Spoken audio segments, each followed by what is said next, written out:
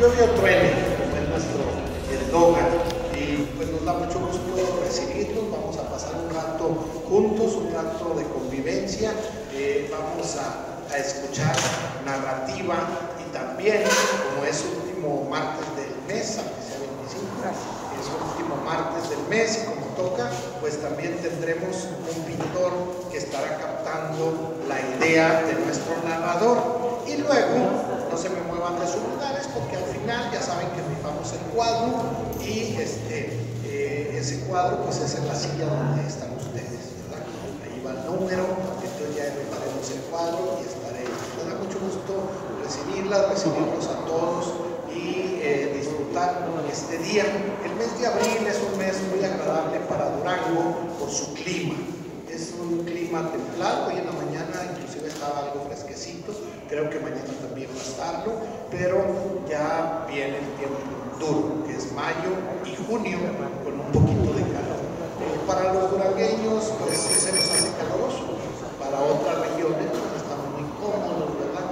Pero aquí estamos acostumbrados a este clima maravilloso. Bueno, pues esta tarde quiero presentarles a dos personajes, pues ahora sí que de lujo que tenemos aquí registrado aquí con nosotros, y es el maestro Anacleto Hernández y Hernández, cronista oficial del municipio de Cuencamén. El maestro Anacleto nació en Ocuila, que es pueblo heroico. El pueblo de Ocuila es muy cercano a la cabecera municipal de Cuencamén. Ahora, pues quienes vamos a Cuencamén ya casi lo encontramos unido, ¿verdad? Solamente la carretera lo separa, pero en tiempos pasados, pues sí estaban separados considerablemente. La mancha urbana de Cuencamén pues ha ido creciendo paulatinamente. Ahí en ese hermoso pueblo del semidesierto nació nuestro Anacleto, y digo hermoso porque es un microclima verdaderamente. Está al pie de una montaña, tiene un socavón con un manantial muy bonito, muy rico, muy fresco. Cuando va uno en tiempo de calor, que está todo caliente, ahí el manantial muy padre. Fue el baño, fue la casa de la manera de surtirse de agua por todos lados. El semidesierto nos da grandes sorpresas porque dentro de ese agreste vegetación y de piedra caliza y demás, encontramos manantiales muy ricos. Y Cuencamén, cabecera municipal, al otro lado del arroyo se le consideraba el pueblo de indios. De un lado el pueblo español, de otro lado el pueblo de indios, como en todos los pueblos coloniales.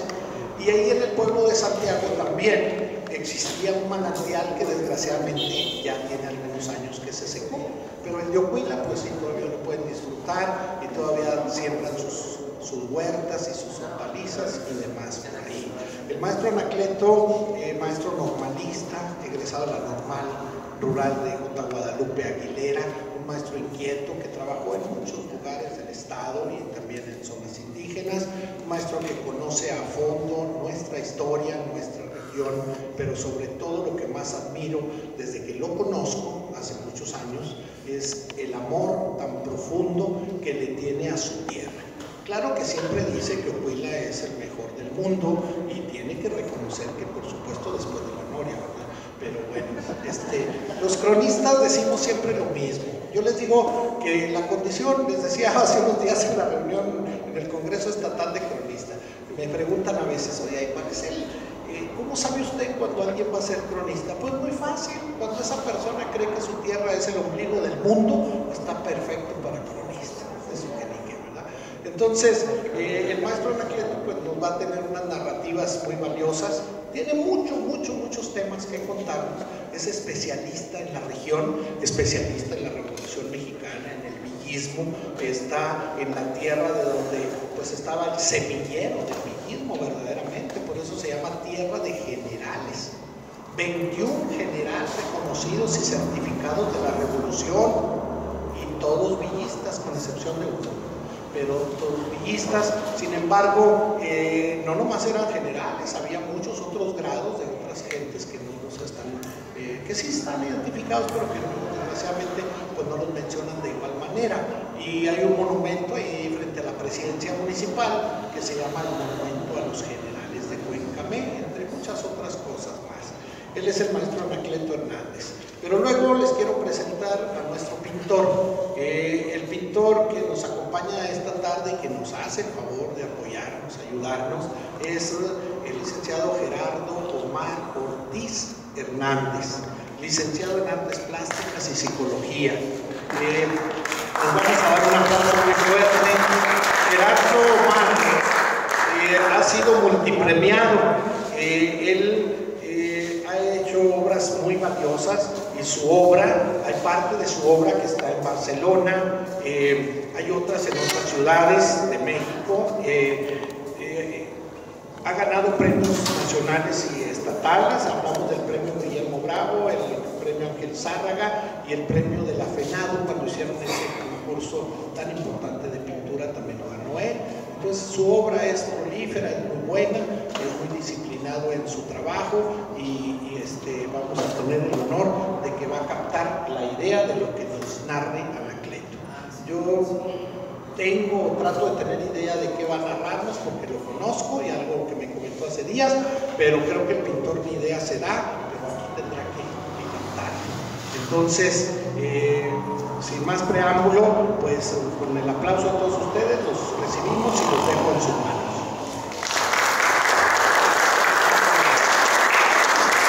Gracias, maestro Pablo. Y más que todo, gracias por la invitación, el espacio, el tiempo que nos das para platicar un poquito, pues yo creo que un retazo, más bien, de nuestro pueblo. Cuencamé, como todos los pueblos viejos, es rico no solamente en historias, sino en tradiciones, costumbres. Y bueno, yo tuve la dicha de crecer en ese ambiente de pláticas, todavía con los viejos, todavía con esa costumbre de sentarnos en las tardes y escuchar los relatos de los viejos, de los abuelos, de los tíos y gente, simplemente gente mayor que nosotros. Entonces, pues como dices, Barro, sí, efectivamente Cuencamé pues es vasto en historia, en costumbres, tradiciones, pero en esta ocasión quiero platicarles de dos acontecimientos para mí muy importantes, que son los que le dan identidad a Cuencamé. Cuando hablamos de Cuencamé, pues se nos viene a la memoria la imagen del señor Mapimí. Cuando hablamos o escuchamos de Cuencamé, se nos viene el título que tiene de Tierra de Generales. Entonces voy a hablar un poco de la historia del señor de Mapimí y un poco de un acontecimiento producto de la revolución que fue a consecuencia de su, pues yo creo que fue un acto para mí, de venganza y represalia por su lealtad al villismo, a los principios de tierra y libertad del zapatismo y al programa del villismo. Entonces la quema de Cuencamé, que muy poco, la verdad muy poco se ha hablado, por eso yo lo considero un crimen crimen de Estado, y los crímenes de Estado no están documentados, no se habla mucho porque ahí tuvo intervención directa el gobierno. Entonces, la historia del señor de Mapimí, ustedes se van a dar cuenta que vamos a ir entretejiendo, entrelazando la historia con la leyenda y el mito y el relato, porque finalmente no nos podemos desprender de la historia oral, de lo que platican nuestros viejos y de la historia oficial. Como historiadores tenemos la obligación de buscar las fuentes, pero también la tradición oral, lo que nos platicaron nuestros antepasados, pues es fuente también, fuente de información. La historia del señor de Mapimí, siglo XVIII, se contextualiza dentro de esa lucha permanente, de esa lucha de resistencia indígena, desde 1616, que empieza con la rebelión tepehuana, hasta 1715, que es precisamente la época en la que se dio este acontecimiento del señor de Mapimí. Fue una larga lucha de resistencia de los indígenas, tanto de la región de la sierra como de la región del desierto. Y en esta lucha de resistencia las mismas tribus fueron obligadas. En el caso de la sierra, los jijimes, los acaxés, que tuvieron que ser remontados a lo más profundo de la sierra. En el caso del desierto, pues fueron obligados a remontarse al desierto. Y en este caso vamos a hablar también de dos tribus, los tobosos y los cocoyones. Estas dos tribus se refugiaban en el desierto también, obligados por la evangelización, la conquista, y se tuvieron que refugiar ahí porque, si ustedes se dan cuenta, las tribus del norte fueron más reacias a aceptar la conquista, a aceptar la evangelización. Y vamos a hablar del bolsón de Mapimí, porque ahí fue donde se refugiaron estas dos tribus, que los mismos españoles las consideraban las más insumisas, las más rebeldes, las más indómitas. El bolsón de Mapimí, como ustedes saben, es frontera natural entre el pueblo de Mapimí y esa región inhóspita, agreste, despoblada incluso. Nos dice, aquí sí tenemos que recurrir a las fuentes, nos dice el escritor Peter Gerhard que Mapimí, por ser frontera con estas tribus, sufrió constantes incursiones. Nos habla de 12 en toda esta época, pero las más fieras se dieron precisamente a principios del siglo XVIII, 1700. Y en una de esas incursiones, que la idea precisamente de los tobosos y los cocoyones era destruir esa imagen que ellos consideraban el símbolo de, pues para ellos, no era el símbolo religioso que les querían imponer, sino más bien el símbolo de la opresión, que por culpa de ello, pues los están oprimiendo, los están sometiendo, y por eso pues aquí en la sierra se dieron algunas incursiones indígenas para destruir los símbolos religiosos, algunas misiones. Y allá no era la excepción. Los tobosos y los cocoyones se resistían a ser evangelizados. Y nos habla Peter Gerhard que la incursión más sangrienta sucedió un Jueves Santo de 1715. Con esa idea de destruir a ese Cristo, incursionan los tobosos y los cocoyones al Real de Minas de Santiago de Mapimí. En Santiago de Mapimí veneraban una imagen con el nombre del Cristo de los Mineros. Y en esa procesión, ustedes sabemos que en Semana Santa, bueno, pues son los días máximos de la religiosidad, procesionaban con la imagen en las calles de Mapimí cuando entran estas tribus. Obviamente pues los agarraron desprevenidos, de sorpresa, no se pudieron defender, españoles y algunos indígenas ya cristianizados. La idea era destruir la imagen. Como pudieron se defendieron, como pudieron resguardaron la imagen, como pudieron la subieron a una carreta y huyen con ella con rumbo a Santa María de las Parras, que era el centro misional más importante en la región en ese tiempo. Santa María de las Parras, para llegar de Mapimí a Santa María de las Parras, rodeando la lagunota que existía, tenían que irse acá por lo que conocemos como el Cañón de Jimulco, en esa región. Pero resulta que cuando pasaban por el Cañón de Jimulco, los portadores de la imagen se dieron cuenta que era un sitio ideal para esconderla, sin necesidad de irse hasta las Parras, o a Santa María de las Parras, como así le llamaban en ese tiempo. Y exactamente en las estribaciones de esta sierra, que es la sierra más alta de toda esa región de la laguna, escondieron la imagen. La escondieron en un lugar, nos dice después un informe que da el alcalde mayor de Mapimí, don Franco Antonio Lorenzo de la Sierra, que también lo tomó como fuente. Nos dice que escondieron la imagen y tuvieron como referencia un manantial. Allí en ese manantial, porque la idea de ellos era regresar, rescatar la imagen y llevarla otra vez a Mapimí. Pero en este tiempo, algunos escritores, todavía estuve leyendo hace poquito un libro que compré aquí de don José Ignacio Gallegos, nos dice que después de este ataque a Mapimí, la imagen fue trasladada a Cuencamé, pero a mí se me hace mucho tiempo. De Semana Santa, abril, supongamos que es abril, mayo, junio, julio, agosto, son 4 meses. No pudieron haber tardado 4 meses de Mapimí a Cuencamé, son 50 leguas. Más bien yo me quedo con la versión del alcalde, del informe del alcalde mayor, que dice que fue escondida en esta sierra de Jimulco, alta, abrupta, llena de montes, de mezquitales, y teniendo como referencia el manantial. Nos dice también don Franco Antonio Lorenzo de la Sierra que una india, se deja entrever que ya estaba cristianizada porque sabía lo que representaba la imagen, se encuentra la imagen. Bueno, ella no dice que se la encuentra, ella le atribuye una aparición divina, que se le apareció en el paño del manantial.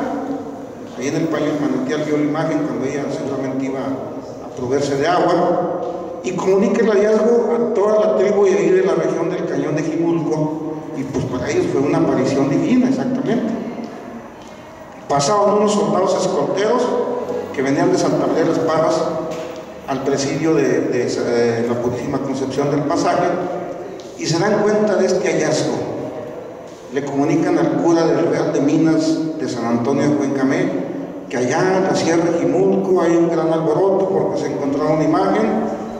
El sacerdote de Cuencamé, el cura del Real, se decide trasladar a la sierra y efectivamente se da cuenta que se encuentra en esta imagen. Y bueno, pues el padre sabía, por el decir de la gente, como dice el informe, que ahí fue escondida por los moradores del Real de Mapimí. Pero él decide trasladarla a Cuencamé porque en ese momento era el lugar más seguro. Estaba cerca de un presidio, estaba bien resguardado. Mapimí acababa de ser desalojado, acababa de ser incendiado, y decide trasladarla a Cuencamé. Y es aquí donde se empieza a creer, donde se empieza a crear la leyenda. Dicen que en el momento en que el alcalde de Cuencamé junto con el cura toman la decisión de traer la imagen a Cuencamé, llegan los de Mapimí y reclaman la posesión. Dicen, no, nada que se le encontraron, desde nosotros, ahí la escondimos. Y la gente entreteje leyendas, mitos, ¿no? Dicen que ante esa disyuntiva el sacerdote dijo, bueno, pues ¿cómo le hago? Tienen razón, pero ustedes no tienen las condiciones para que la imagen esté ahí. Y es cuando dice la gente que el padre dice, bueno, vamos a dejar que las mulas decidan para dónde se va. Había 2 caminos, uno que venía a Cuencamé y otro para Mapimí. Y la decisión que toman las mulas, vamos a tomarla como una decisión divina, vamos a acatarla. Y bueno, pues las mulas eran de Cuencamé, pues se fueron a Cuencamé. Y la gente quedó conforme. Incluso el alcalde mayor dice que quedaron conformes con el compromiso de que la imagen iba a ser regresada a Mapimí hasta en tanto no les construyeran una iglesia con su advocación. La advocación en Mapimí pues es Santiago Apóstol. La advocación en Cuencamé no es el Señor Mapimí, San Antonio de Padua. Sin embargo, se trae la imagen a Cuencamé. Un 6 de agosto llega a Cuencamé por la tarde. Nos sigue diciendo la crónica que durante el camino de la Sierra de Jimulco a Cuencamé se vino uniendo mucha gente, resguardando la imagen. Temían otro ataque de estos maldosos indios del desierto, temían otro ataque, por eso se vinieron resguardando la imagen hasta Cuencamé. Y que fue una romería en Cuencamé. Cuando llega la imagen, todo el pueblo salió a recibir la imagen.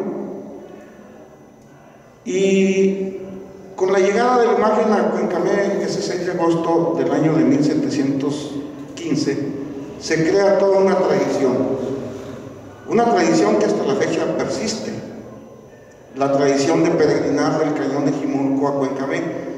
Si la gente le preguntamos a la gente del Cañón de Jimulco, bueno, ¿y por qué vienen el 6 de agosto? ¿Por qué vienen y se posesionan de ir a la iglesia y se están toda la noche velando? No, dice, pues así nos lo dijeron nuestros antepasados. No, la realidad es que se vinieron resguardando la imagen y con la intención de los días que iban a estar ahí, estar resguardándola. Y en torno a esta tradición se crean algunas manifestaciones de la cultura popular.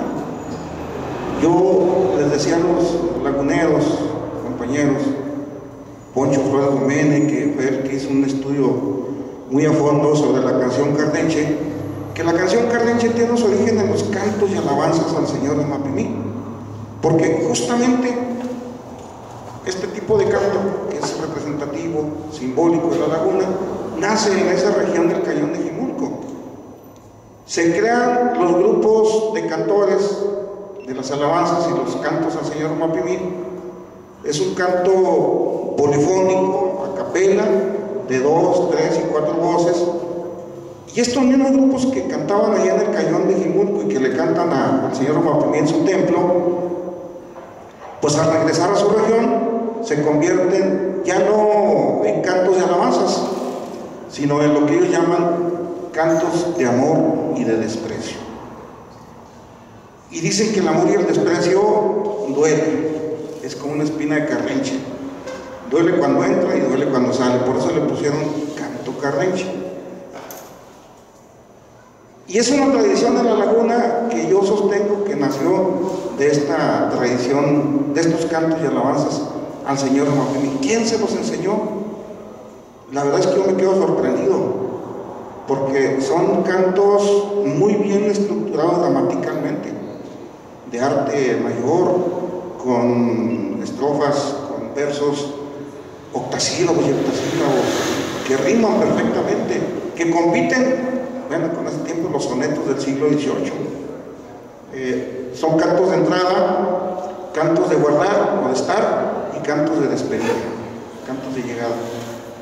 Recuerdo uno que dice: las gracias te vengo a dar de haber llegado hasta aquí, hoy te vengo a saludar, oh Señor de Mapimí.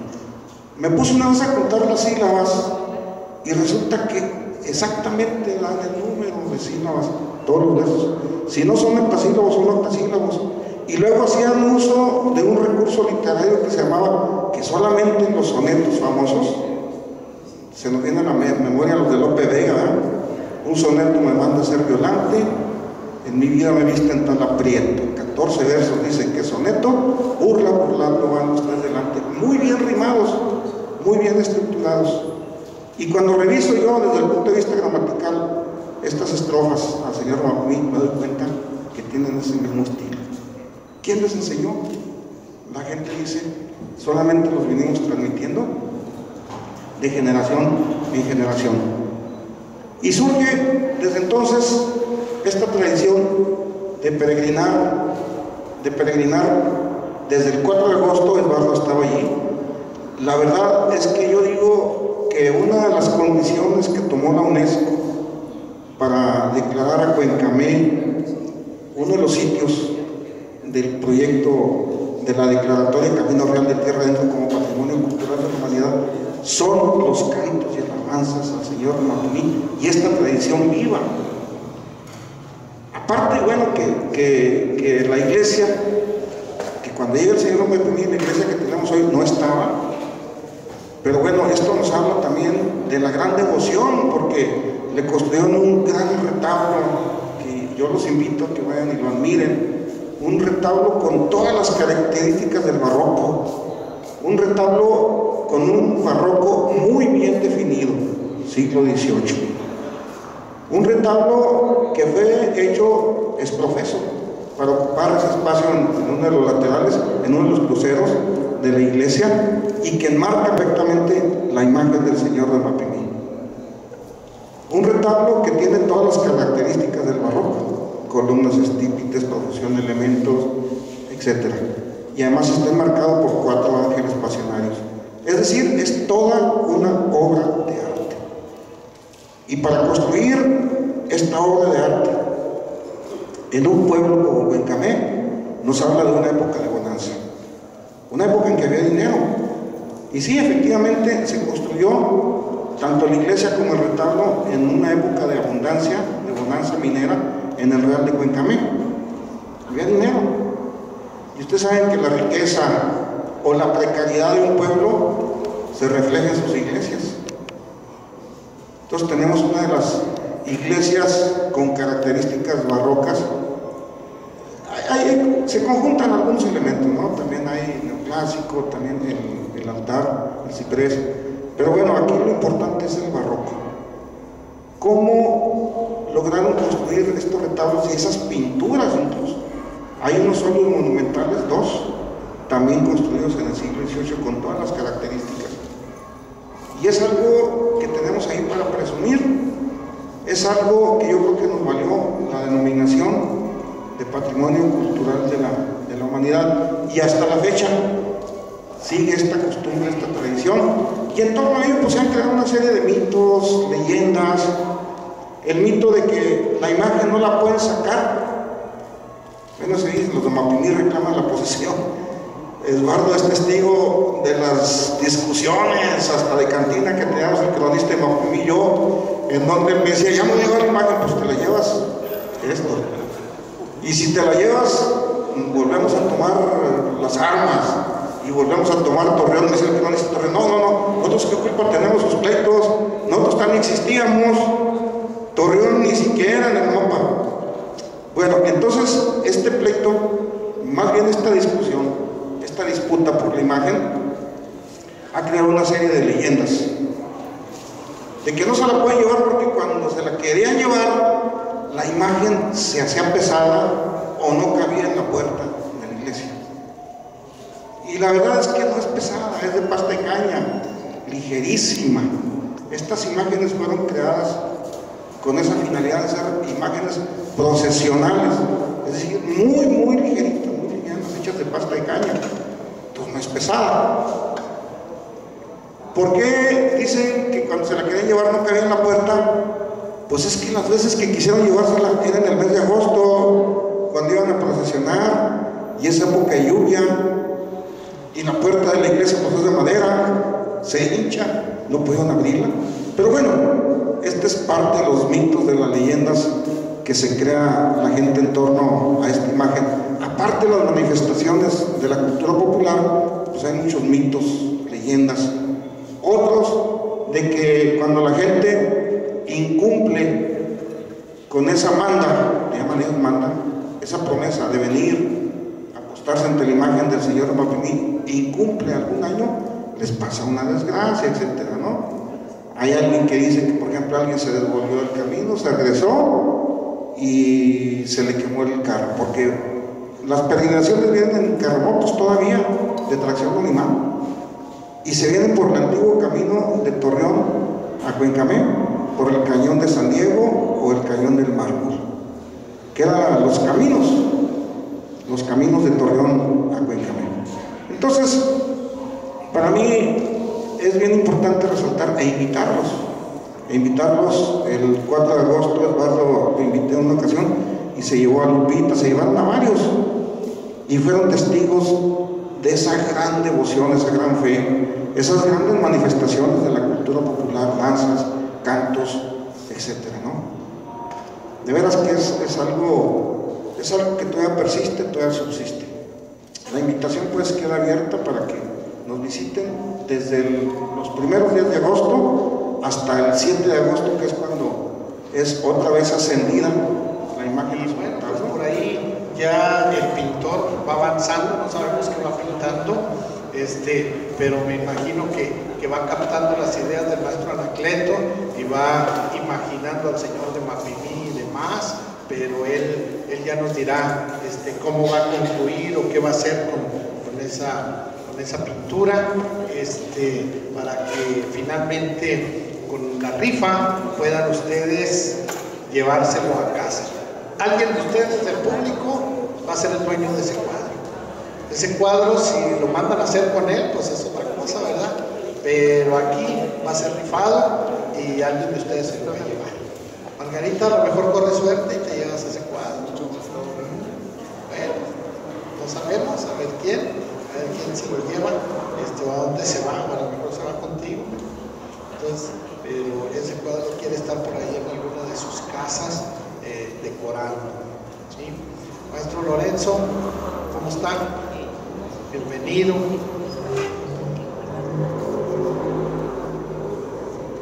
Fíjese, ¿cómo ve? Después de venir de Cuencamé y luego no vamos a probar Sotol, ¿usted cree que sea justo eso? ¿Verdad que no? Le vamos a perdonar nomás por la plática, pero todavía nos va a deber el Sotol.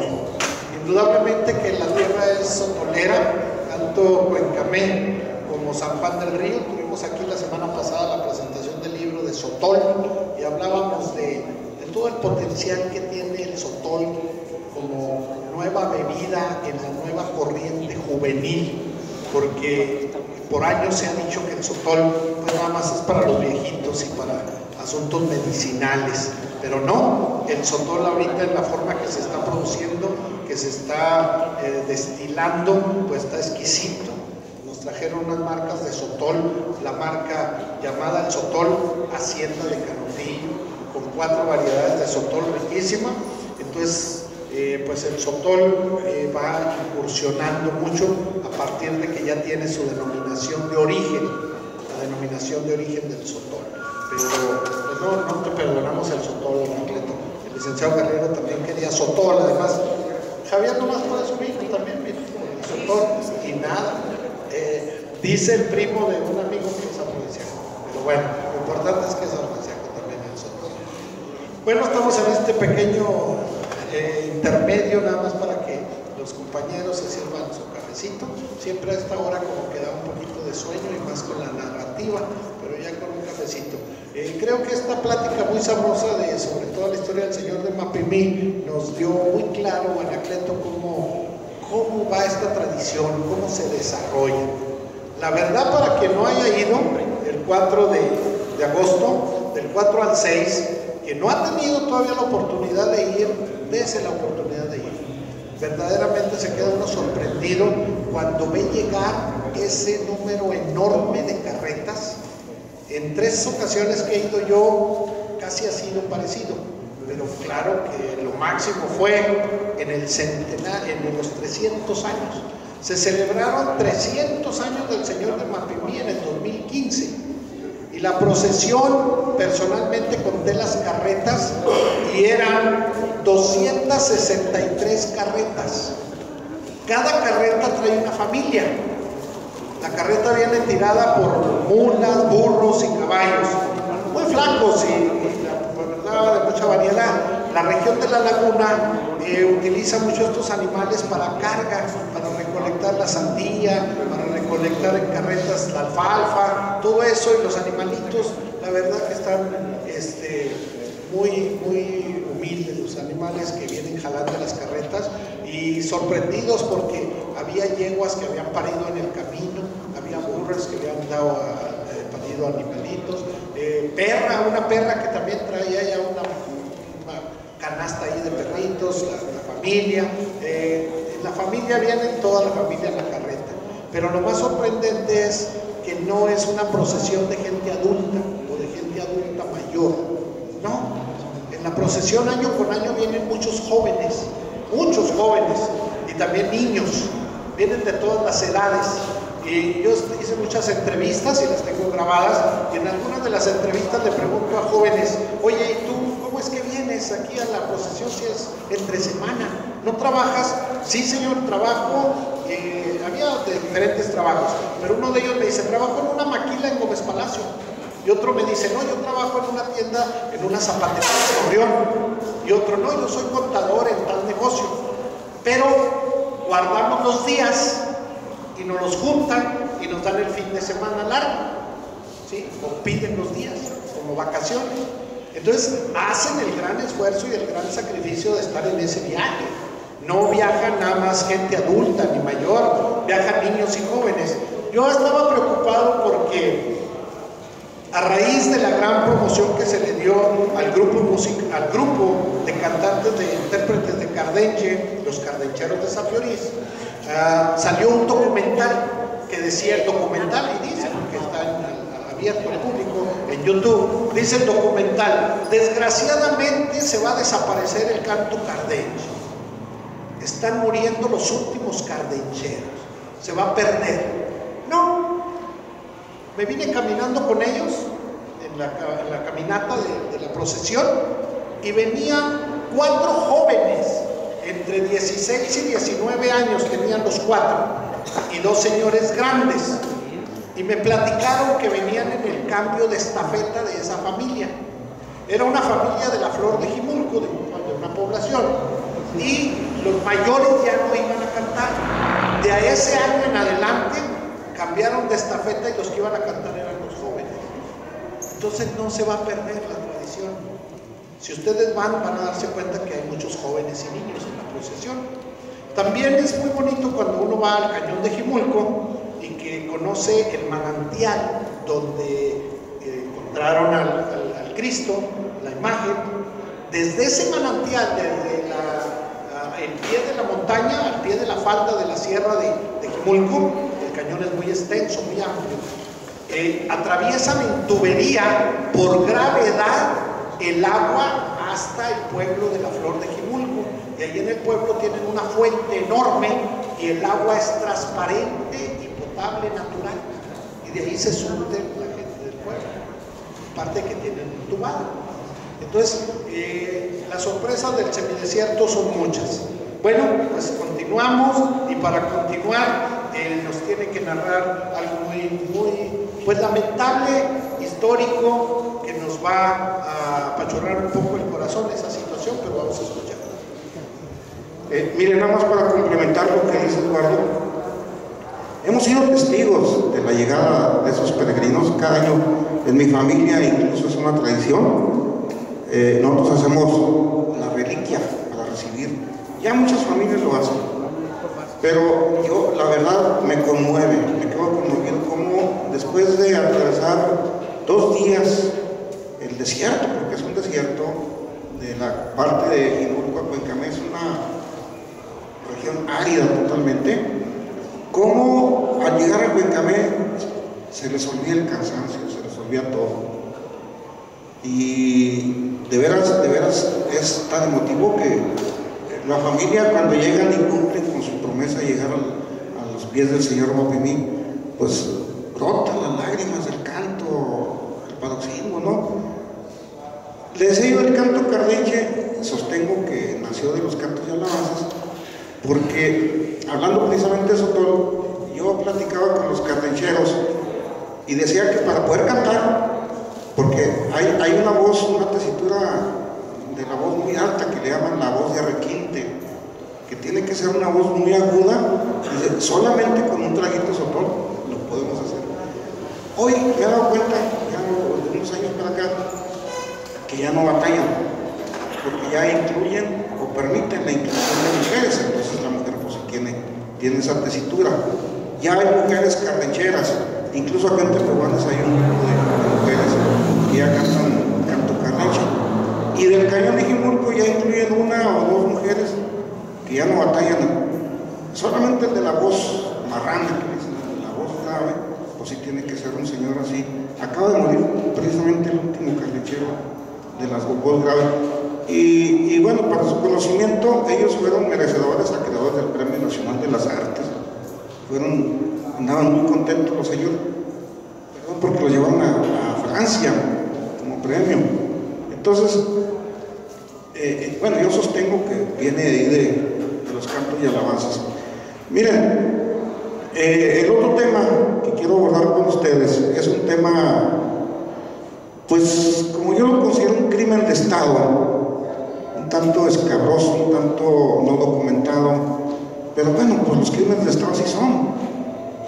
Díganme ustedes si está documentado, por ejemplo, la muerte de los estudiantes de Yotzinapa, el crimen de Colosio. No, porque es un crimen donde interviene directamente el Estado, el gobierno, a través de terceras personas, y bueno, no está documentado, no se dice nada, y quienes asumen la responsabilidad, o por lo menos se dice que son los autores, son lo que llamamos los chivos expiatorios. Bueno, vamos a hablar un poquito, para hablar de la quema de Cuencamé sí tenemos que contextualizar un poquito.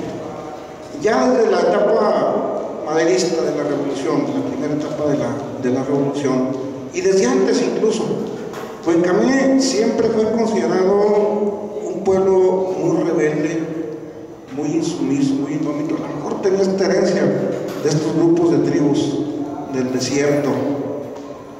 El caso es que durante el porfirismo dio muestras de esa rebeldía.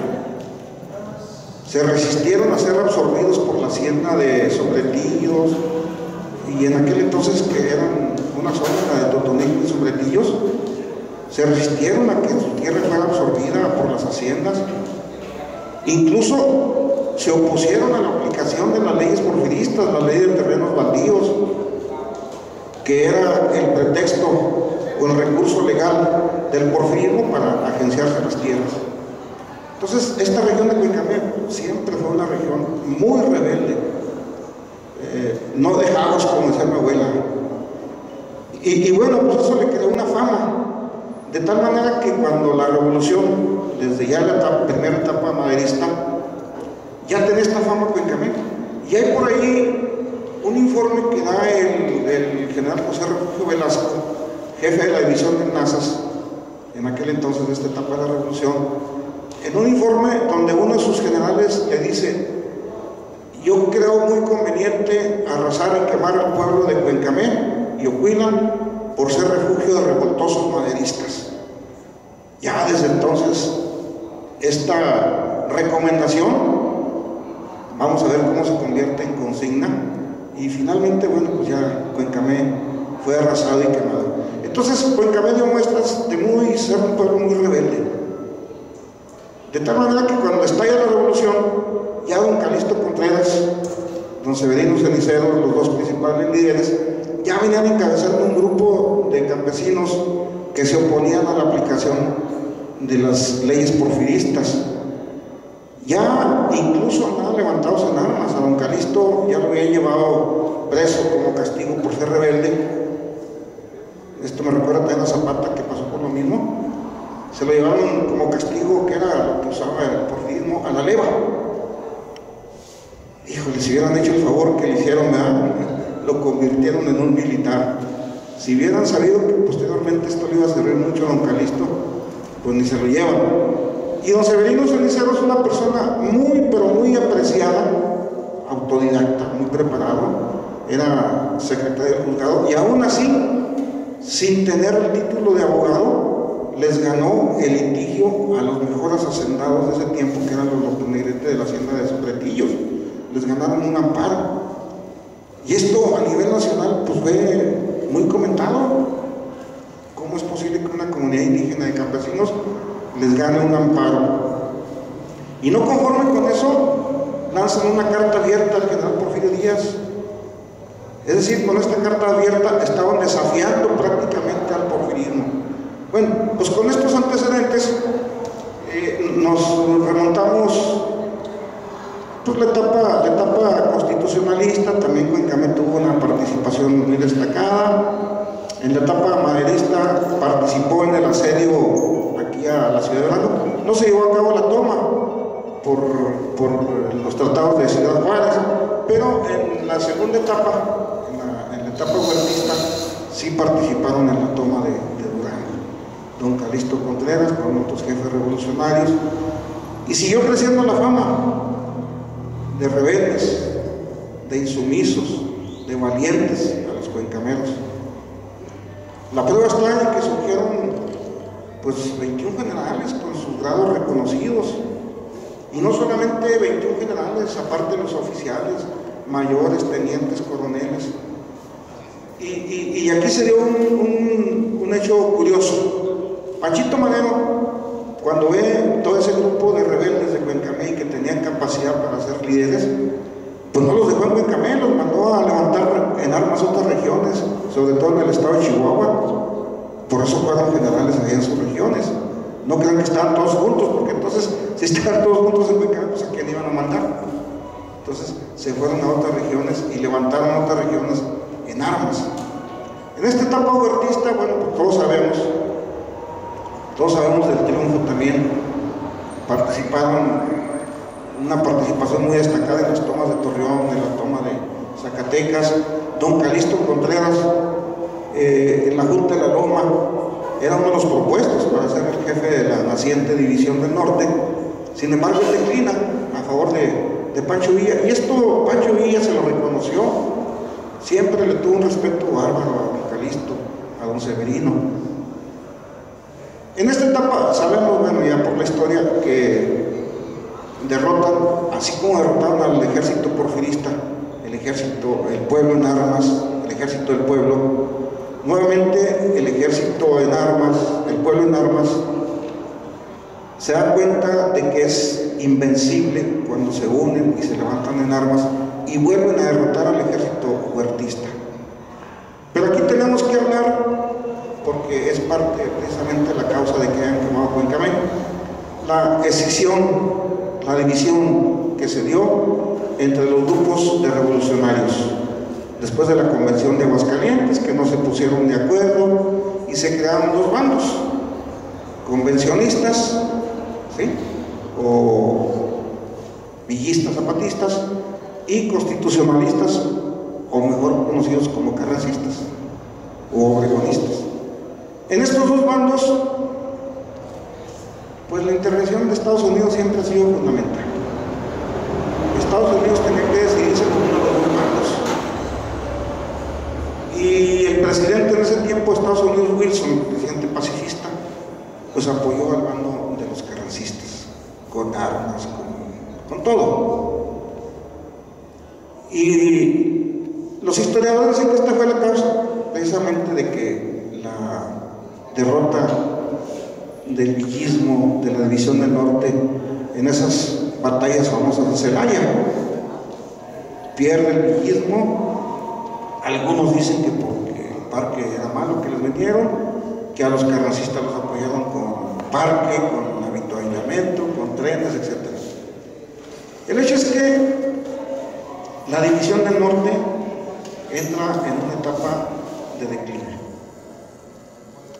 Y Pancho Villa se ve obligado, pues no solamente a deshacer la División del Norte, sino a continuar la lucha por el sistema de guerra de guerrillas. Y aquí lo importante es que de los generales de Cuencamé, la mayoría permaneció fiel al villismo zapatismo. La mayoría de los generales.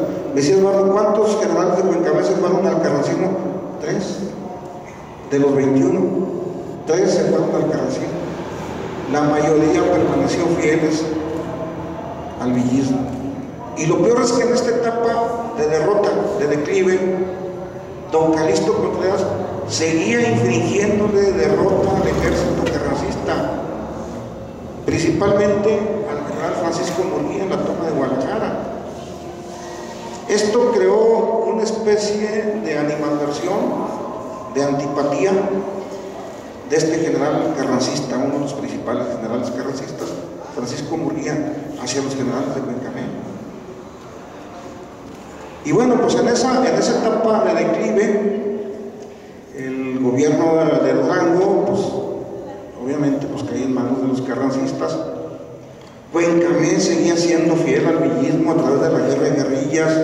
En Chihuahua, en la laguna, los generales andaban dispersos por ahí de todos, dando la batalla al carrancismo.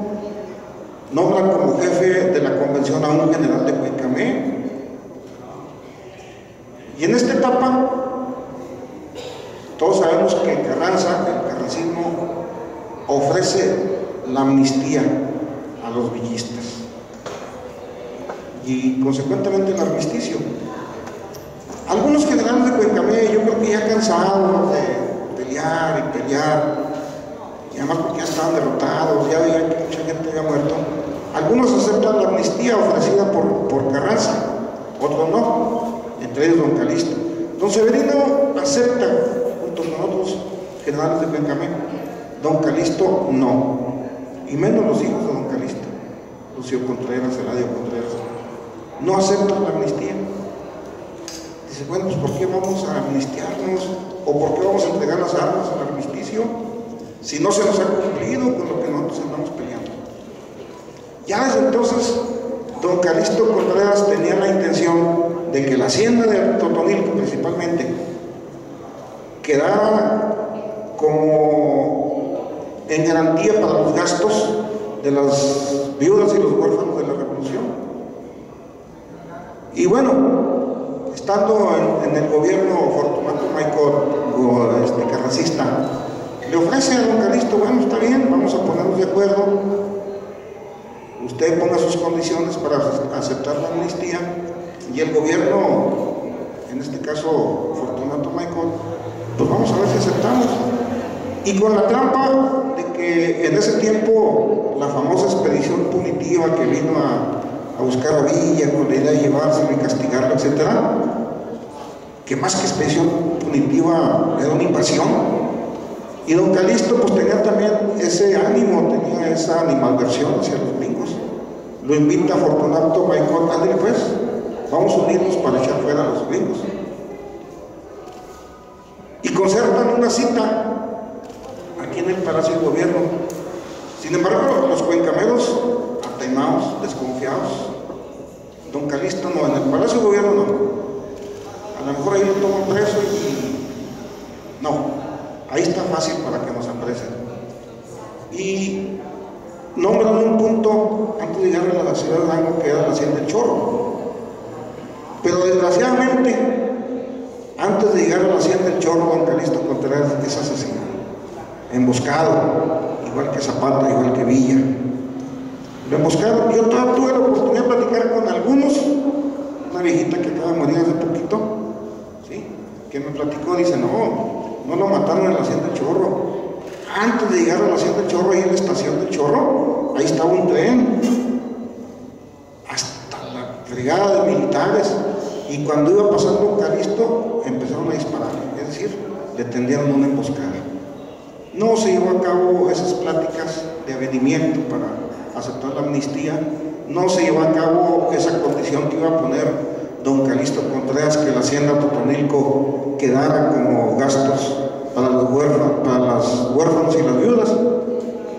Y no se repartió la hacienda, incluso sigue teniendo sus 45,000 hectáreas, que bueno, pues ahora tienen un recurso legaloide para existir como sociedad ganadera, pero sigue siendo el mismo latifundio y el mismo dueño que se las agandalló de la familia Gómez. Entonces, en este ambiente de que Cuencamé no aceptaba la amnistía, de que no aceptaba el armisticio, el carrancismo utiliza una de sus tácticas que le dio muy buen resultado en Morelos: arrasar y quemar pueblos. Estos cuencameros, si no los podemos vencer en el terreno militar, yo creo que hay que infligirles una derrota psicológica. Sabían que en Cuencamé solamente estaban las viudas, los niños y los viejos que no podían ganar la revolución.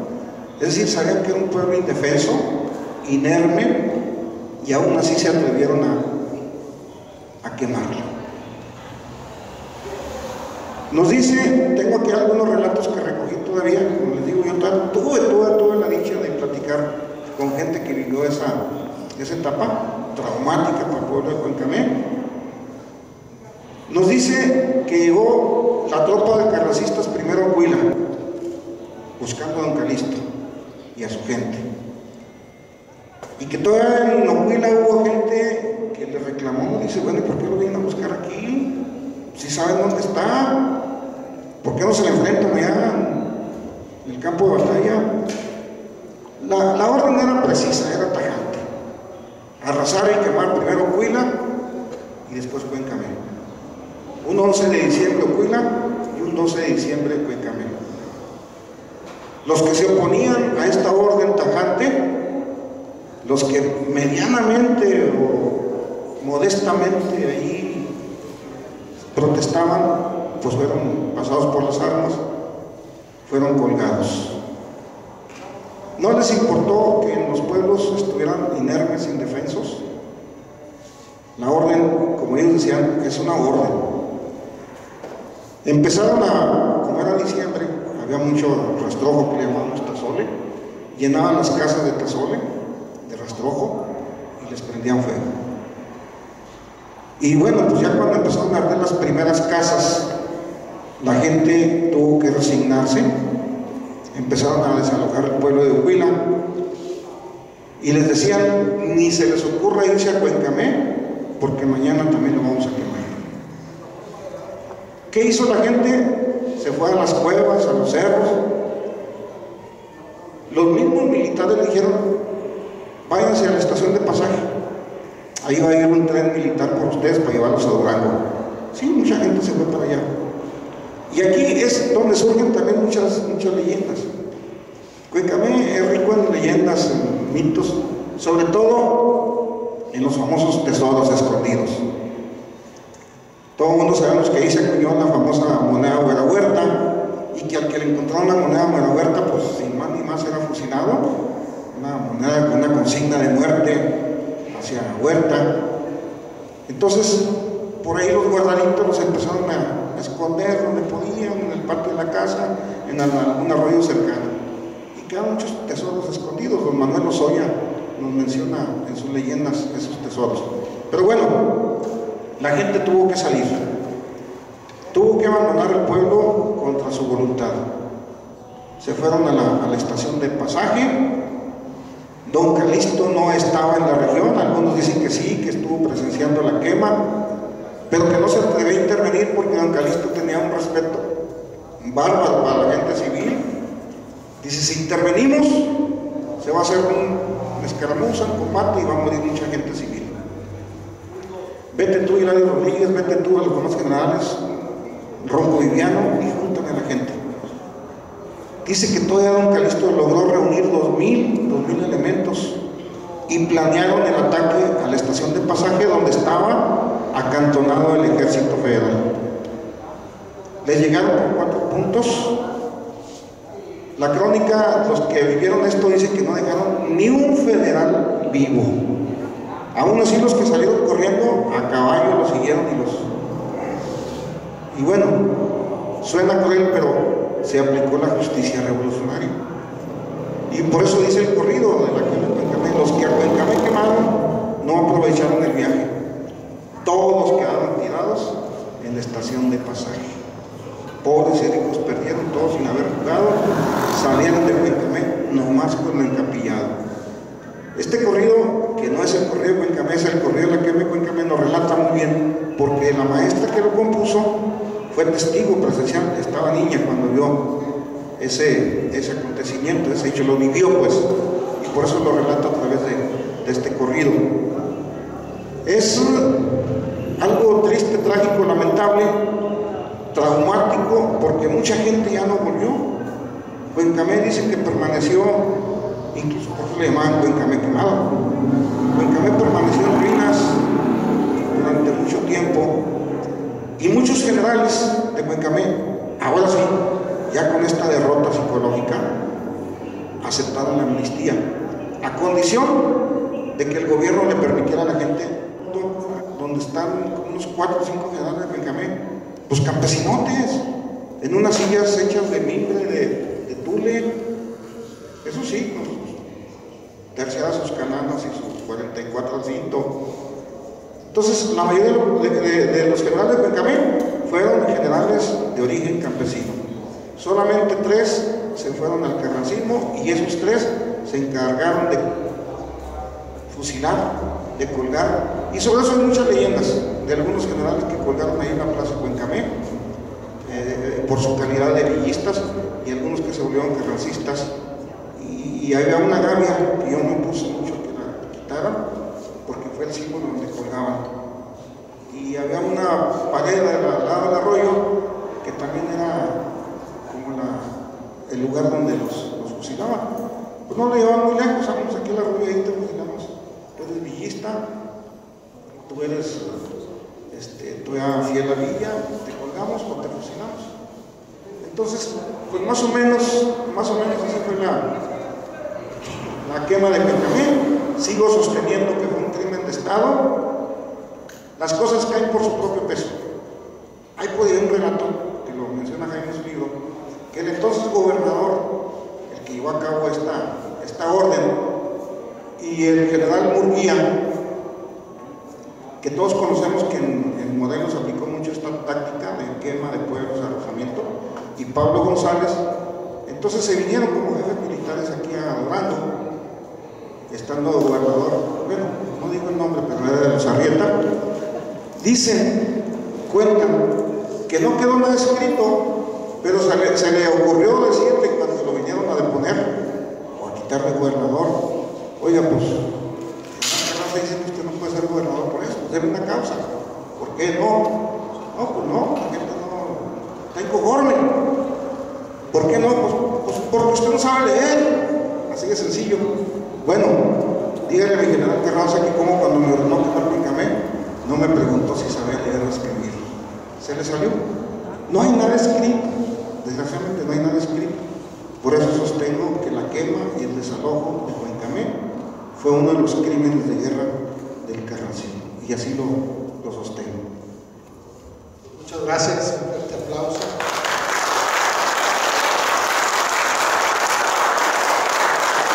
Bueno, pues llegamos a la etapa de todos los martes, donde abrimos el micrófono para quien quiera decir algo, quiera ampliar algo, preguntar algo, con toda confianza.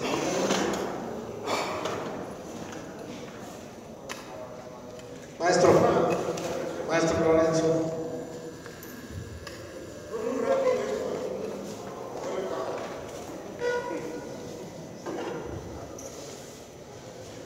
Muy buenas tardes. Un martes más de éxito para la biblioteca y su director, y para el gobierno del Estado, ¿sí? Para el Instituto de Cultura. Pues mi primera sensación es de orgullo, de sentirme honrado, porque veo a 2 maestros normalistas, compañeros y amigos, fomentando el amor a Villa, fomentando el amor a los símbolos patrios y a nuestra historia, defendiendo su propia identidad. Y pues quiero felicitarlo, maestro Osvaldo, una vez más en este lugar, y las veces que pueda tener yo la oportunidad, por estos exitosos programas. Y al paisano, pues también felicitarlo. Lo recuerdo que era niño ahí por los pasillos de Aguilera, yo ahora soy mucho más viejo que usted. Y recuerdo que empezaba en la rondalla del profesor Jesús Velázquez, tocando la mandolina. Y pues mi reconocimiento, porque esa enjundia que le pone a su tarea de difusor de las vivencias históricas de su municipio, o sea, como cronista, sí han permeado con la raza. Nosotros decimos la raza a los compañeros de escuela. Y reconocerle pues esa enjundia, ¿verdad?, que van a la par de la difusión de la música y del orgullo aguilucho en la rondalla profesor Jesús Velázquez.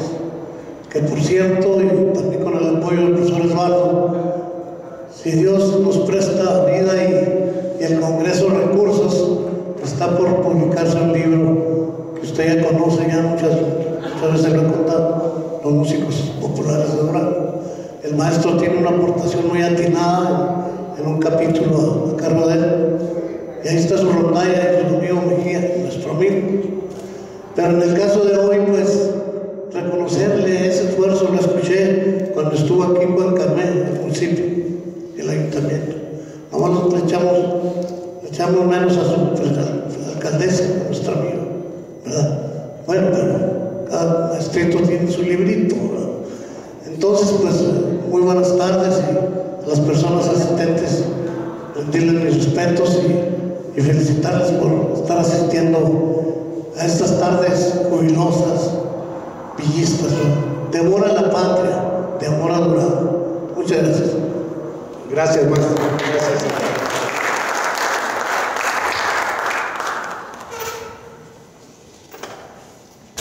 Buenas tardes, compañeros. Les habla el compañero José Lozano, del ejido San Francisco del Malpaís, que es un ejido con 13 anexos. Yo soy del anexo Francisco Villa, que se llamó primero Sauna, después San Isidro y ahora es Francisco Villa. Tengo el honor de ser sobrino de dos dorados de Villa. Uno se llamó Antonino Lozano y el otro Francisco Lozano.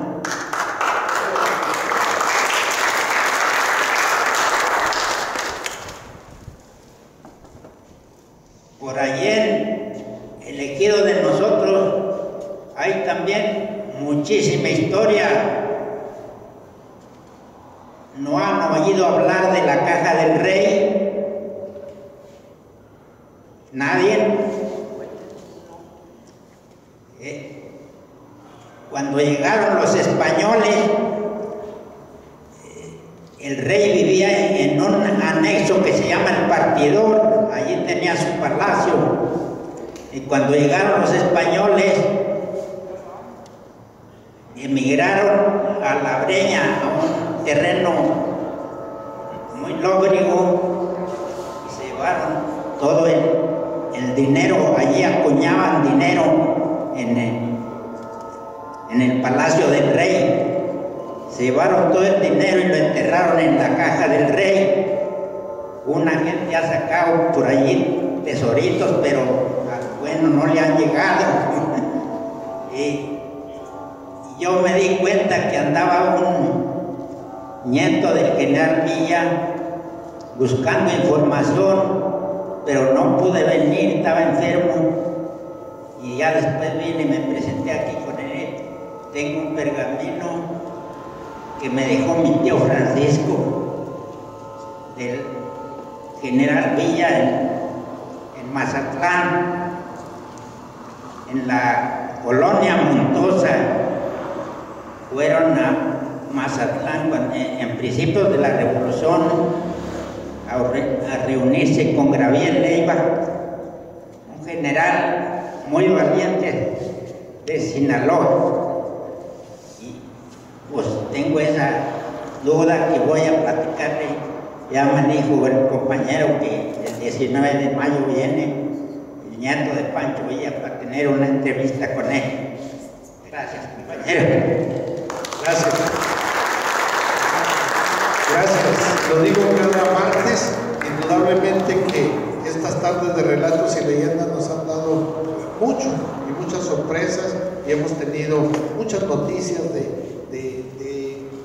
gente que es muy cercana a los revolucionarios.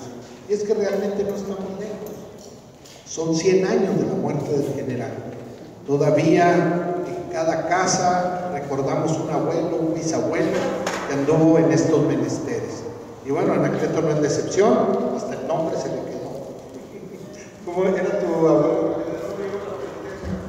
Hablando de los dorados, precisamente, un tío mío, hermano de mi padre, se llamaba era Anacleto Hernández Contreras, de los Dorados, del Cuerpo Dorado de Pancho Villa. Y mi papá, así decimos en el rancho, pues me inclinó a mí. Digo, tú la llevas, tú te vas a llamar Anacleto Hernández. Papá, yo qué culpa tengo. ¿A poco piensa que porque me va a poner el nombre de tío que era Dorado, con eso me va a hacer mal? No, le dije, yo con unas cachetadas tengo. Bueno, pues si ya no tenemos otra intervención, ya nuestro pintor yo creo que ya está casi a punto de terminar, pero antes de eso, pues vamos a avisarles, a comunicarles que el día 12 de mayo tenemos aquí a San Juan del Río. El viernes 12 de mayo estará San Juan del Río aquí presente en el museo, con la narrativa, con la exposición, con el festival artístico y con la muestra gastronómica. Entonces aquí los esperamos, ayúdenos a invitar a más gente. Pero también cada martes tenemos grandes sorpresas todavía, cada martes. Y el día 19 de mayo, otro evento muy importante, estará aquí, y al igual que los municipios, pero la Universidad Lobos. La Universidad Lobos de Durango estará también, pero en vez de un cronista, nos traen una conferencia magistral con el reconocido historiador Pedro Santiago. Eso es el 19 de mayo, aquí en el museo, a las 5 de la tarde. Y el día 20 nos vamos al Cerro de Santiago. El Cerro de Santiago está aún muy cerca de Guadalupe Victoria, pero es colindando con el municipio de Cuencamé, porque el pueblo del Cerro de Santiago pertenece a Cuencamé. Ahí es donde vamos a develar, más que una placa, es una lápida. La lápida de la tumba del último sobreviviente del carro de la muerte de Villa, el coronel Ramón Contreras Canavís. Ahí lo encontramos, ahí está identificada su tumba, ahí lo vamos a develar, va a haber una comida, va a haber un festival, quien pueda ir a acompañarnos, magnífico. ¿Sí? Eso es 19 y 20. Y tenemos más eventos y todavía muchos más en el mes de junio, pues viene lo fuerte, por supuesto. En el mes de junio, San Juan del Río, prepárense. El viernes 2 de junio va a haber en la Coyotada un magno evento popular ecuestre, un artista popular. Luego, el 3 y 4, que es sábado y domingo, se va a vestir San Juan del Río a la usanza del Porfiriato y la Revolución.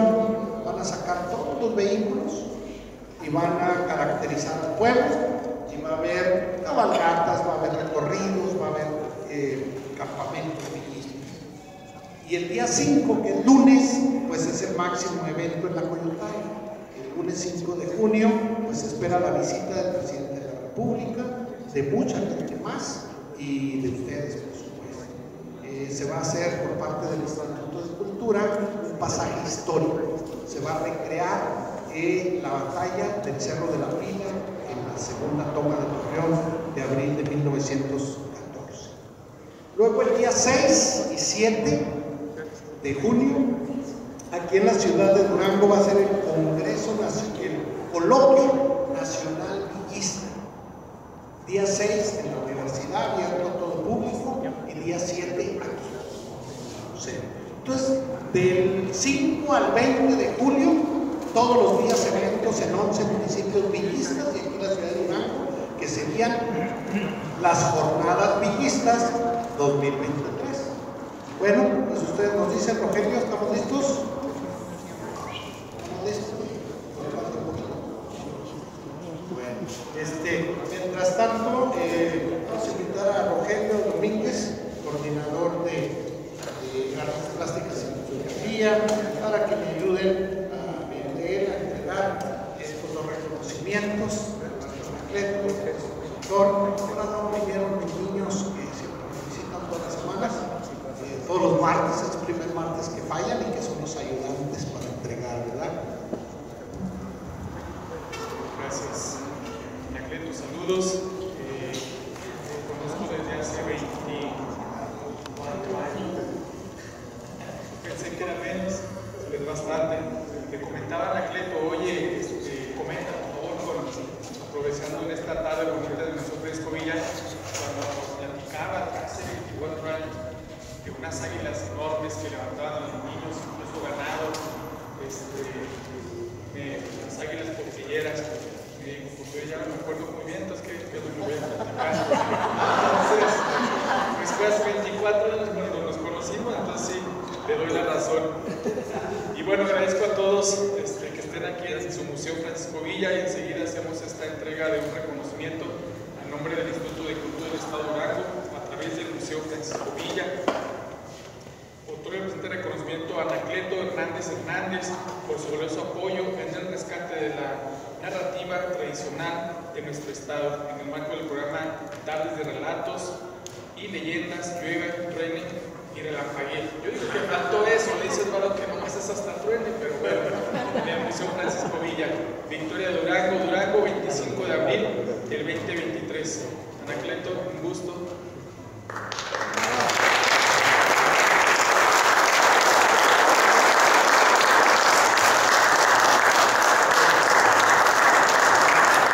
Muchas gracias, Anacleto. También le reconocemos su esfuerzo porque pues sabemos que al igual que todos los cronistas, para moverse a Durango, para hacer todo, pues es de su cuenta, es por el amor al arte, a la camiseta. Y muchas gracias, Anacleto, por todo tu apoyo y tu respaldo. De igual manera, pues Bueno, comentarles que es importante decirles esto. El último martes de cada mes es cuando se hace esta actividad de que un artista plástico nos acompaña. Es importante que ustedes sepan que cada artista plástico tiene sus procesos. La verdad es que esta dinámica de trabajar, de entrar en intimidad con la obra, el proceso creativo, no es algo sencillo. En veces incluso uno tarda hasta más de una hora en tener ese adentrarse con el bastidor, con los procesos, sacarle punta al lápiz, preparar los materiales. Entonces sí es una exigencia, cada artista tiene sus procesos. Omar es muy académico, muy perceptivo del color, entonces pues él es el más tardado, pero por supuesto de mayor calidad. En anteriores ocasiones hemos tenido un artista de rodeo, lo hizo al óleo. Anterior a él había estado yo al acrílico, una grisalla, un poco más sencillo. Después estuvo el director del Museo de los Ceniceros, Jorge Rivera, y también hizo una muy buena obra, un rostro, si no me equivoco. En esta ocasión, pues Omar está haciendo un trabajo académico desde el sentido de la forma del rostro, la academia, el color los colores de las pieles. Realmente cuando veamos la obra de Juan, bastante. La dinámica no sé cuál vaya a ser, Eduardo, para que se haga más interesante y se haga un poquito más de tiempo, man. Sí, la dinámica es la misma, ahorita se las explicamos, pero mientras vamos a entregar una medalla de las que estamos entregando en ceremonias de difusión villista, y vamos a entregárselas a una persona que martes a martes está con nosotros. Ella es la señora Manuela Lucero, que tenemos que pasar al frente para que reciba esta medalla de primera vuelta. Por supuesto que no tengan miedo, ya no hay fusilamiento con medalla. Anacleto lo volví a repetir, cuando se tenía alguien esta medalla y alguien la descubría, era la moneda, era fusilamiento. Entonces ahora no hay tal fusilamiento, no tengan miedo, no va a pasar nada. Gracias por la difusión villista y cada martes estar con nosotros.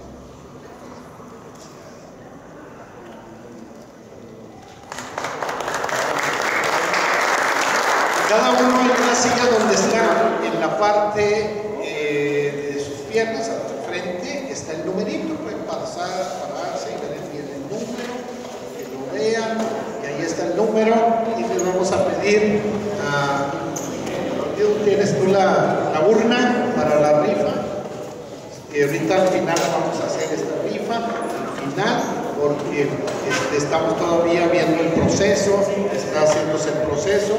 Omar, no sientes que tenemos carrilla, tú concéntrate en lo tuyo, no te preocupes, olvídate de nosotros. Tú olvídate de nosotros. ¿Ande?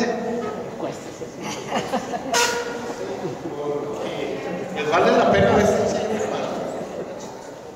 Sí, miren, lo que les comentaba Rogelio, de hace 20 y tantos años, a mí me tocó ser testigo. En los ranchos, yo siempre viví en el rancho de Ocuila. Vivo en Cuencamé, pero siempre me gustó la vida de rancho, y actualmente vivo en Ocuila, me dedico a sembrar hortaliza. Pero la verdad es que sí estamos asustados en ese tiempo, porque había de esas águilas potrilleras que levantaban animales, potrillos. Incluso se organizaron algunas partidas para ir a buscar, ¿no?, esta águila. Así como organizamos partidas para ir a buscar algún puma, por ejemplo, que nos estaba levantando ganado, se organizó una partida para ir a buscar esta mentada águila, porque sí se estaba llevando algunos potrillos. Pero el colmo fue cuando se llevó un niño de ahí del rancho. No, estas águilas pues, se pueden con un potrillo, continuamos con un niño. Y se organizó una búsqueda, una partida. En aquel entonces participamos muchos pues, armados y con lo que pueda, hasta con resorteras. Y sabíamos dónde hay una mesa que le hicimos ahí en Ocuila, que se llama la mesa del medio, y que sabíamos que esa águila potrillera, esa águila, se iba a refugiar, y hasta allá fuimos. ¿Y cuál será nuestra sorpresa? Que en el escondite, en el refugio, descubrimos que era una cueva que debió haber sido un asentamiento indígena, porque había pinturas rupestres, había cosas de los indígenas. Bueno, nos sirvió también para descubrir esto, y hasta la fecha es un sitio arqueológico. Pero esto sí fue real, ¿eh? En algunos, la gente que es de rancho sabe, ¿no?, de este tipo de animales, no solamente las águilas potrilleras, los pumas también, razas con potrillos, con becerros, y hay que irlos a buscar, ni modo. Sabemos que es un delito, pero pues tampoco vamos a dejar que nos lleven el ganado y menos a un niño.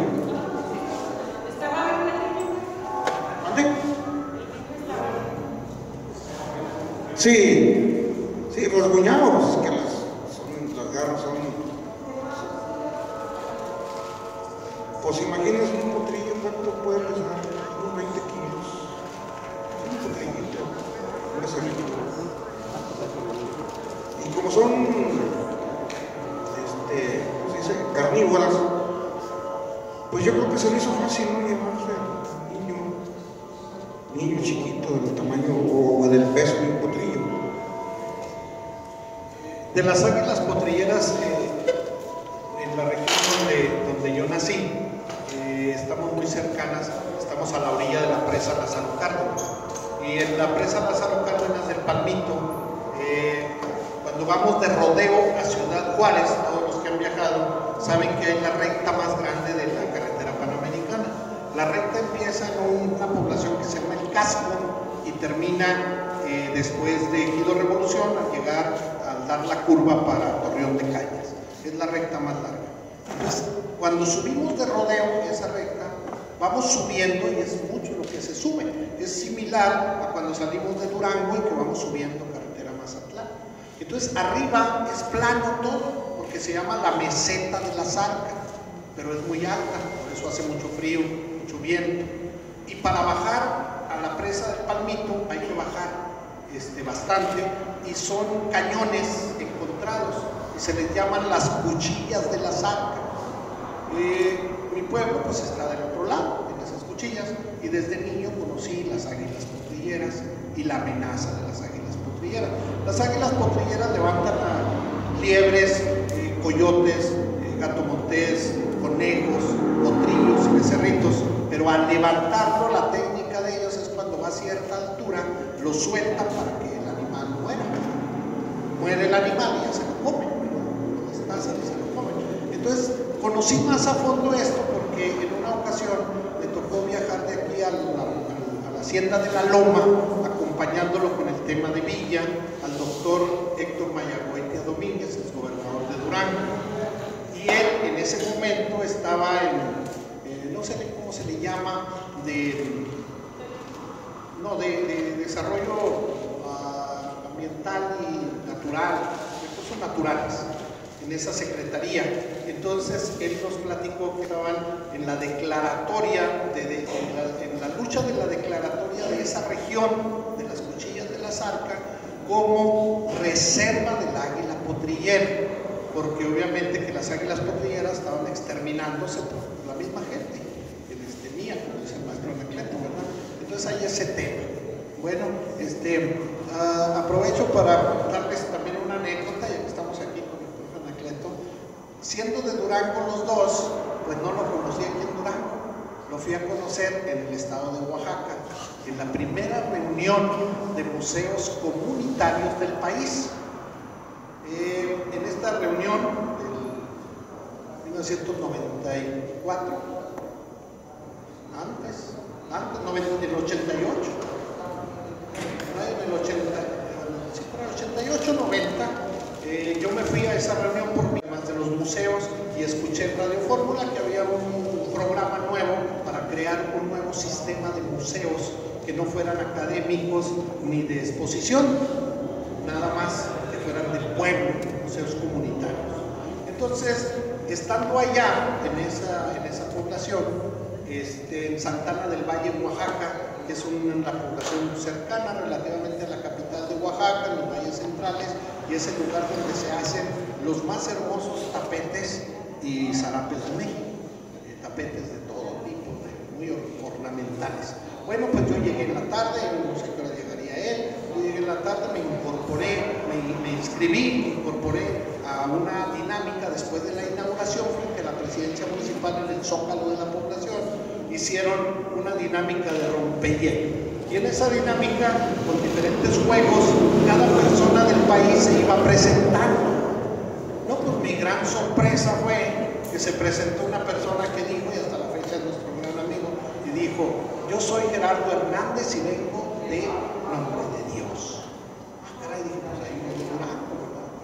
Pero luego, más adelante, siguió avanzando y dice: pues yo soy muy faramayoso, yo soy Anacleto Hernández, de Oquila, el pueblo de Calixto Contreras, de Cuencamé, tierra de 21 generales. Entonces dije: caray, pues este es jefe de Cuencamé, pero ahora platícales tú lo que dije yo. Sí, se me quedó muy grabado porque efectivamente yo siempre presumía, porque pues, todo el mundo sabe que Cuencamé es tierra de los 21 generales, y así me presentaba yo. Yo soy de Cuencamé de Durango, tierra de los 21 generales, tierra de generales, de hombres valientes, etcétera, echándole rollo a mi pueblo. Y luego, cuando se presenta Eduardo, dice: pues yo soy de San Juan del Río, donde nomás hubo un general, pero mandaba a todos los 21 de Cuencamé, dice. Sí, sin presumir mucho, de San Juan del Río, cuna del Centauro del Norte, donde nació nomás un general, pero ese mandaba a todos los 21 que se presumen. Entonces fue divertido y es bonito que después de tantos años pues sigamos conviviendo, sigamos siendo amigos, sigamos luchando por el mismo villismo que íbamos con ese afán de promover allá en Oaxaca, y que sí les llamaba muchísimo la atención, ¿verdad? Y que conocimos gente que no esperábamos conocer, los maestros normalistas en esos años, pues nuestro ídolo en la normal de Santa María del Oro, pues era Gabino Palomares, entre otros, ¿verdad? Entre otros más, pero Gabino Palomares era un cantante del canto, un intérprete del canto nuevo, pues, muy distinguido para nosotros los normalistas, y que todos cantábamos Maldición de Malinche. Entonces, ya cuando salimos de esa rompehielo, se formaron las mesas de trabajo, y yo paso a una mesa de trabajo y me siento en la misma, eran mesabancos binarios, y me siento en el mismo mesabanco de un señor, y luego ya le digo: soy Eduardo Carreño de Durango, y luego me dice: Gabino Palomares a tus órdenes. Entonces digo yo: mira qué bonito, tienes el nombre de mi ídolo cantante Gabino Palomares. Pues no había internet, no había nada, y en mis pueblos, pues en Santa María del Oro, la verdad es que la música de Gabino Palomares en esos cassettes de grabadora eran cassettes grabados, no era ningún original, ni modo que tuvieran la portada. Supongo que los de la portada tenían el rostro de Gabino. Si no había tele, pues yo no había visto a Gabino ni en tele ni en portadas, nomás lo había escuchado. Entonces me dice: Gabino Palomares, pues qué gusto, como mi ídolo Gabino Palomares. Gabino Palomares, hay un cantante así. Sí, le dije, del canto nuevo, así, Maldición de Malinche, Lavadero, esto, lo otro y todo. Y luego me dice: ni en su casa lo conocen.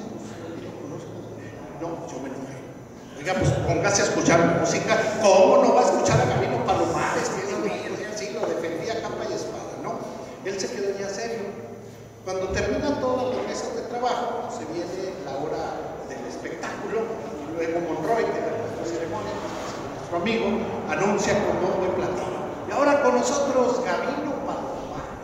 Y luego que se sube Gabino Palomares y dice: para mi defensor de Durango, maldición de Malinche. Pues ya, ese viaje fue maravilloso y creo que tan maravilloso como el que se va a sacar el padre. ¿Ya vieron su número? Ya, sí. Muy bien.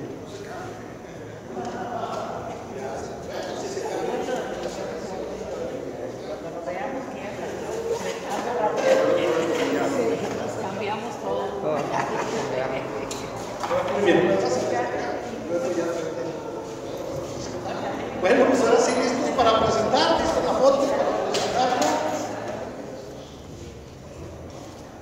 Este es su número.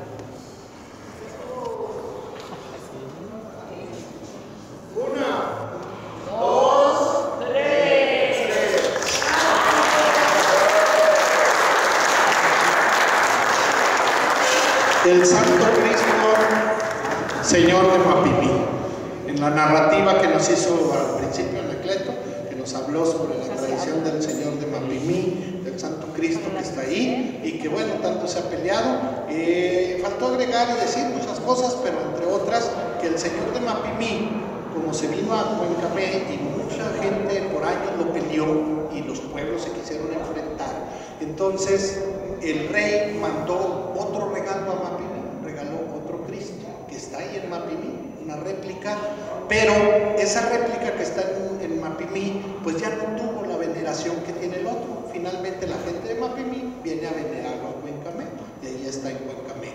Entonces el Santo Cristo Señor de Mapimí, pues un cuadro maravilloso. Súbala más arriba, ya lo tomamos, ¿verdad? Bueno, pues quiero pedirle al maestro Anacleto que sea quien le entregue la medalla a nuestro pintor. Sí, miren, nada más así un breve. El señor de Mapimí, durante buena época de la época colonial, buen tramo, como estaba sobre el camino real de tierra adentro, se convirtió en el Cristo de los viajeros. Hay por ahí una obra, no recuerdo, El comercio de las llanuras, creo que de José Agrega, sí, que lo menciona también ya desde entonces, y de tal manera que era obligado el paso por Cuencamé, y la gente que venía del sur hacia el norte llegaba a Cuencamé a implorar el auxilio del señor Mapimí para que los ayudara a pasar por la región más inhóspita, más difícil. Y luego en Chihuahua se creó también otra réplica del señor de Mapimí, y también hay otra. Y como estos viajeros iban hasta el sur de Estados Unidos, lo que es el sur, hasta San Antonio, hay un pueblo que se llama San Antonito, también está otra réplica del señor de Mapimí. Es decir, fue tanta la vocación, fue tanta la oración, la devoción al señor de Mapimí durante esta época del camino real de tierra adentro. No sabemos en qué momento nos ganó el Santo Niño de Atoche, pero en ese tiempo el señor Mapimí pues era la máxima adoración. Entrego esta medalla, que es el símbolo del villismo. Sí, es una réplica de la Muera Huerta, pero como dijo Eduardo, no tenga miedo, ya no los fusilan ni los cuelgan. Es una réplica que la Fundación Villista, estos bisnietos de Pancho Villa, la adoptaron para entregársela a las personas distinguidas en el tema del villismo. Hoy, precisamente este año, que tuvo a bien el presidente de la República declararlo año del general Francisco. ¿Mandé? El presidente de la República no estuvo atento.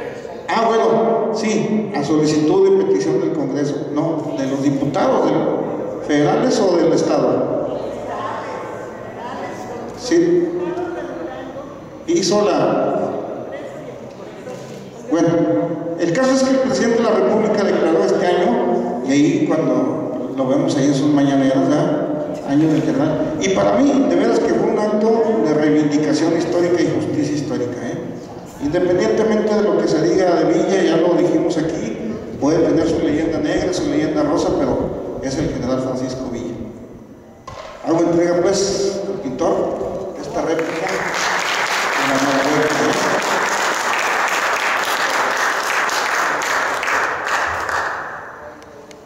Buenas tardes. Yo no soy mucho de dar reconocimientos, pero bueno, de hecho es el primer reconocimiento que doy. Pero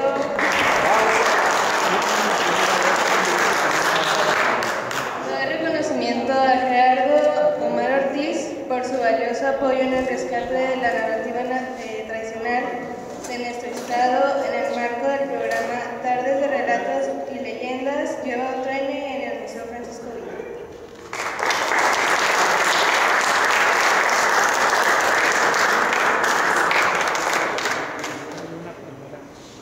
Gracias, vale, pues ayúdanos. Vamos con la rifa.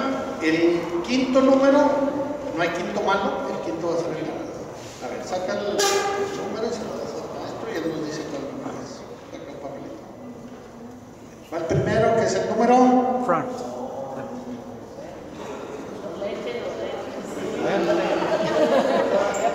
Está muy chiquito. En vez de 40 es el 20.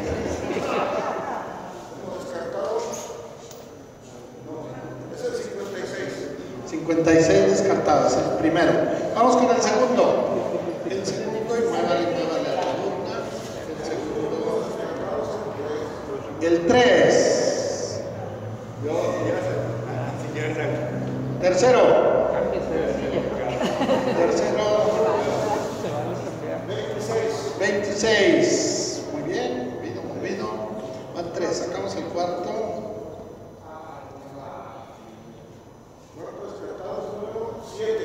Y ahora sí, hay que tomarlo. Vámonos con el ganador. Bueno. El ganador es.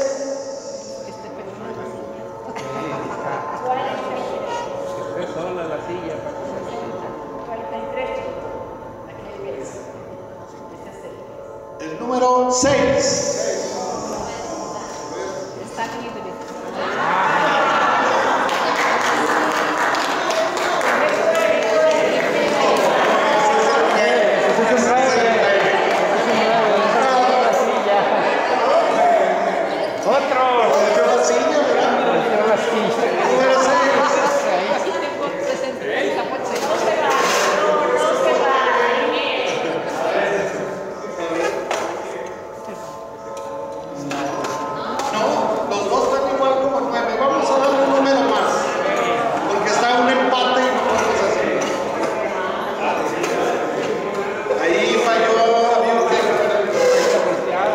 Sacamos uno más.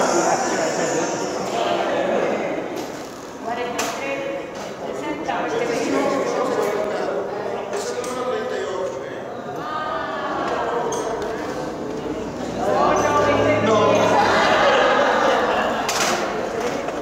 Quiere decir que nadie está en la 38. Vámonos al siguiente número. No, deben estar sin cambiarse de sitio. Sí. ¿Qué sigue? Ya me cambié 3 veces. ¿Qué dice el padre?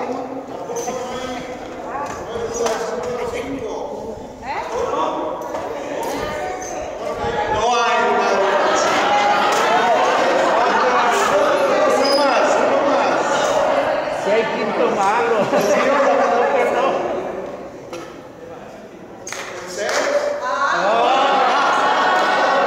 Ay, sí, ya te toca. Ahora sí. ¿Sí? No, sí, es. Ya la madre llevó la silla. No, es que aquel sí está como 9 porque está en la silla.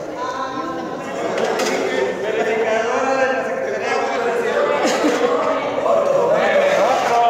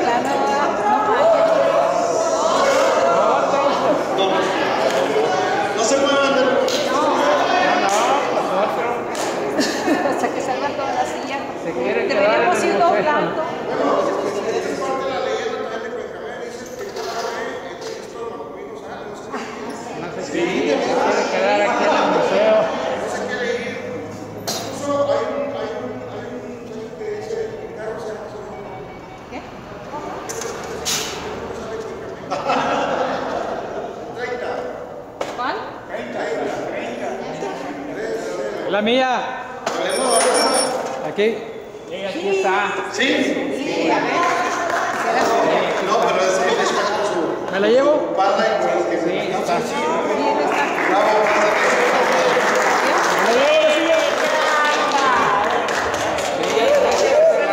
pásale, Balán. Me había resultado ayuda.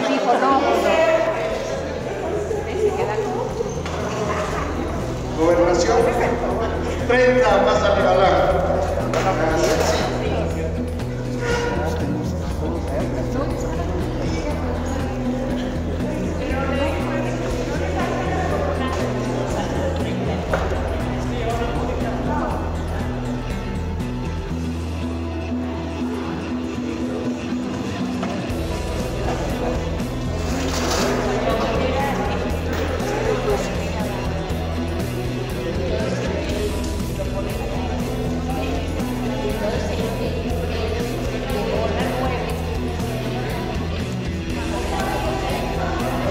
Cualquier detalle que quede en cuadro nomás decir más, pero ya se ponen de acuerdo.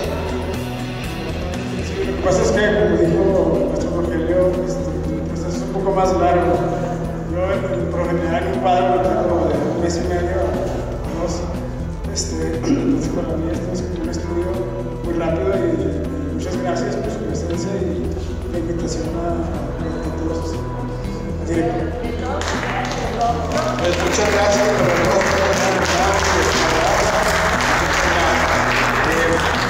el próximo mes de mayo, para el último martes, vamos a tener el narrador, nada menos que nuestro cronista de la ciudad, a Guerrero, y vamos a tener como pintor al maestro en cintura Felipe.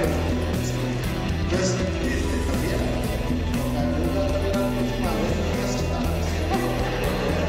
que pasen la mejor de las noches, los esperamos siempre en el museo y que descansen.